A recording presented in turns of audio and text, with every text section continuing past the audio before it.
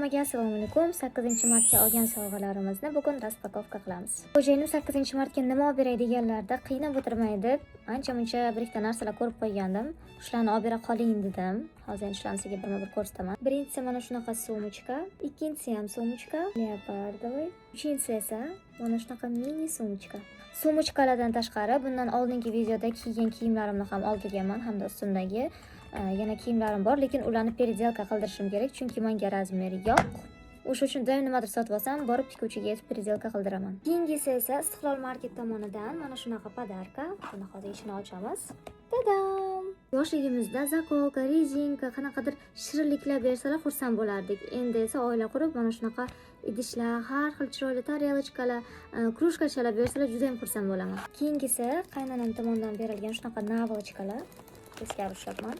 Keyingisi onam tomonidan berilgan shunaqa dixi va xolam bergan mana shunaqa milliy piyoshkalar. Buvim esa mana shunaqa chiroyli kastrolichka berdilar, lekin men yorilib ketmasmikan deb qo'rqyapman. Kim ishlatib ko'rgan bo'lsa, iltimos kommentariyada yozib qoldiringlar. Podarklarimiz tugadi. Eng kattasi esa yo'lda kelyapti. Kelishi bilan raspakovka qilib sizga ko'rsataman. Video yoqqan bo'lsa, like va kommentariy kutib qolaman. Menga obuna bo'lishni unutmang.